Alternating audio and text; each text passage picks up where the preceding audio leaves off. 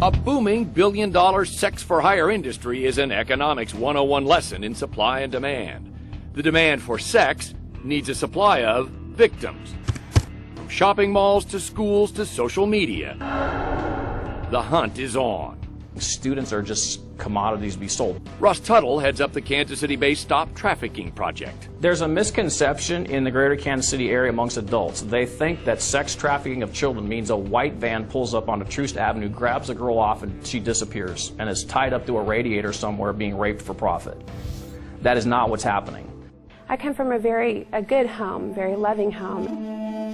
In a major city suburb, Janine Montgomery admits at 13 a friend talked her into a house party where a 20-something targeted her for grooming, flirting, questioning, softening. He got every bit of information out of me that he needed to hold over my head for the next 4 years, okay? In that short conversation, and then he raped me.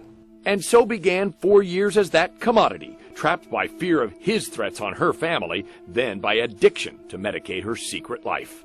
There are house parties like the one that I was raped in, where men were there, and I was expected to service them all night long. And my traffickers always had me home before school the next day. A far-fetched story happening somewhere else? Think again. And Russ Tuttle says look no further than metro malls, where bad guys troll for young prey to befriend and groom. Or a website catering to sex on demand in Kansas City. New in town, come visit me, 18. Okay. That's a sign of, in your view, human trafficking. In my view, and she's being moved around quite a bit. I think it's happening in every city in the country.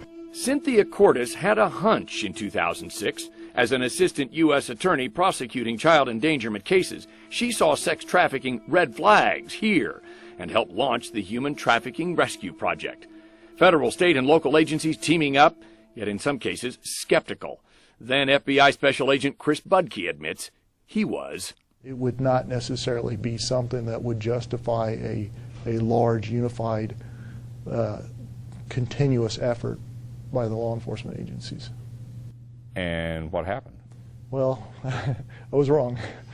A trickle of early cases triggered a flood of tips, leads, more victims. We have victims from Johnson County, and we have victims coming out of all of the areas in the Kansas City community. The beasts know how to locate their specific targets and identify things about them that they can then exploit.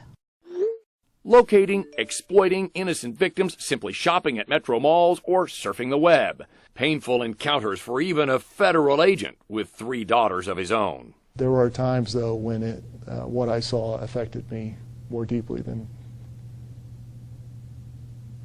you realized? Yeah. Even to this day? Yeah. Cordes joined Hush Blackwell in 2013 and launched a law firm clinic to help rescued trafficking victims nationwide with free legal help. Budke followed as an investigator. But certainly when someone is physically sold into sex trafficking, that trauma continues for the rest of their life. Who has scenario number 3? Russ Tuttle and others educate teens and parents on avoiding that trauma. Recently, a dozen young girls lined up to meet him. And every one of those 12 girls had some story of being in the grooming process. Janine's traffickers eventually moved on to groom younger victims. Now married and in the area, she too shares her painful story to educate and warn. Trafficking is no respecter of persons. It can happen anywhere. Kansas City? Kansas City? Absolutely.